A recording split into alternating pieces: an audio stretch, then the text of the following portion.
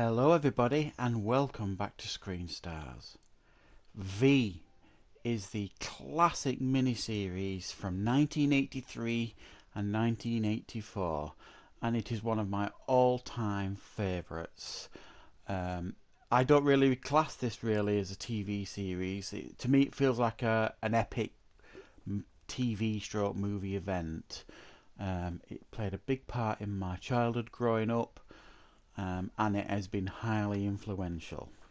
Now what I'm going to do is I'm going to review the original miniseries from 1983, like the 3-hour movie event, and the final battle which came a year later, which was a direct follow-on from the 3-hour miniseries event.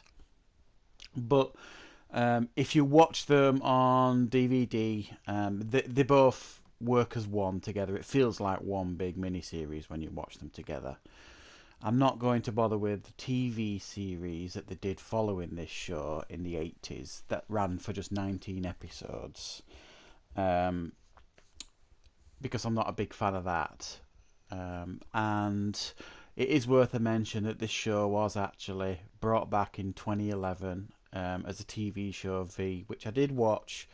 I was actually quite enjoying, but they cancelled it after the second series, which was very, very disappointing. But if you have got a sense of curiosity as to what that show was like, the remake, give it a go. You'll be able to find it, and it's not half bad. It's half decent. It's just a shame it was cancelled.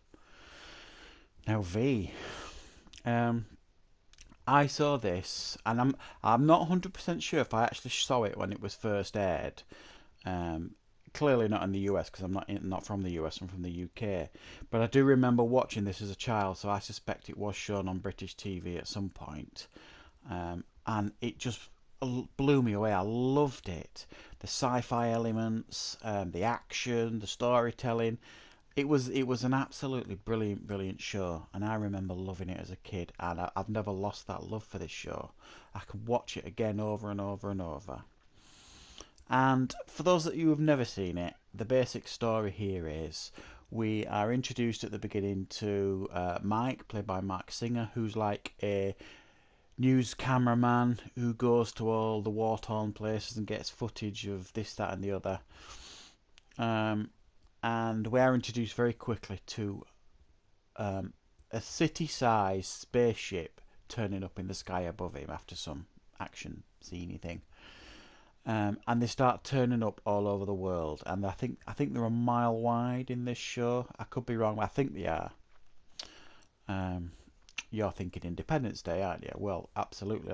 That film was absolutely influenced by this miniseries. There's no getting around it. And so they arrive, these massive spaceships all over the world. Everybody's tense and worried, and then they contact the humans. They contact human race and basically say, meet us atop. I think it's the UN building in Los Angeles. It might be. At such and such a time, and we'll come say hi. I guess. So they do. The whole world's media's up on top of this building, and out of the spaceship comes like a shuttle down. And when it lands, out gets these visitors, as they're called. And they look human, even though they talk differently, and they have to wear dark glasses because they're sensitive to light. And they basically say, we come in peace. Our planet is dying and we need your help to save it. And what they need vital chemicals that our planet has, and etc, etc, etc. And if we help them, they in return will help us by enriching our technologies and curing diseases and all that kind of stuff, which everybody seems to think sounds wonderful. But one of the characters, played by Faye Grant Julia, actually says, I wonder what would happen if we said no. Interesting. But as it turns out, the visitors aren't our friends. They don't come in peace. What they are secretly doing is at the front, the pretending that they're coming in peace and they're being all nice to cameras, but in the background, what they're actually doing is they are kidnapping key members of society, brainwashing them and putting them back into society. At the same time, they're also stealing and kidnapping humans. They're stealing all our water. And it actually is revealed that when their skin is removed from their face, they're actually reptilian in origin. And they basically want to eat us. We are their food. So the Resistance finds this out. The Resistance is set up by Faye Grant Julia and Mark Singer, and many, many other characters, including Robert Englund, Freddy Krueger, who is one of the visitors that wants to help us. And they set up the Resistance, and they fight back, basically, against these alien visitors. So it's like a guerrilla warfare situation then, where the Resistance tries to disrupt their operations, and the visitors try their best to maintain their image while at the same time trying to take out the Resistance. And that goes on for the whole series, and it comes to a head in the final battle. Really well. So that's the basic premise here of this.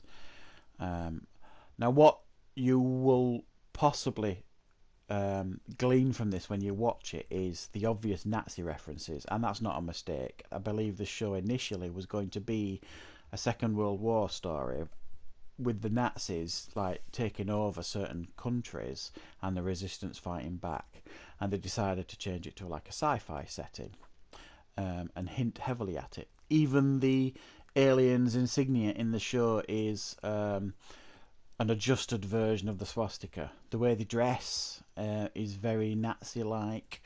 The way they oppress is very Nazi-like. And there's even some characters in the show who are old and Jewish of origin, excuse me, who make reference to the war and the fact that they've seen all this before. And they're the ones that the one in particular even starts the V sign, starts painting the V signs on the aliens posters. V for victory, a la the war. So it has obvious references to the war. It's not subtle in that. But what this show does have is really, really superbly written and created characters that are you actually really care about when you watch the show. You really, if someone dies in the show, you really feel it, because even though there's a lot of characters on both sides, the visitors and the Resistance, because it's so lengthy, the miniseries and the final battle, I think it's like 6 hours in total. They've got time to develop these characters a little bit, make us care about them, and that is what's so sorely missed now in a lot of even TV, but certainly in movies. They don't write well for characters, so you don't give a damn about them. The thing you can see now, that's from the remake in 2011, the V remake. Like I say, it is worth a watch. So I really, really highly recommend. If you haven't seen V, the original 80s V, you really, really must. It's not even a guilty pleasure because it stands up today. I mean, some of the effects look a bit dodgy and are a bit amusing, but some of the effects stand up very, very well still. Some are like the spacecraft effects and even the lasers, gun effects. A lot of what happens in this show still stands up, but what really stands up is the story and the characters, because you really care about the outcome of this story.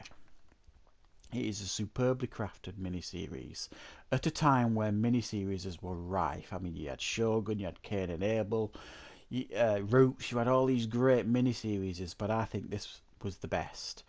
And I don't think anything's ever come close since, and it has been highly copied and influential in the sci-fi world.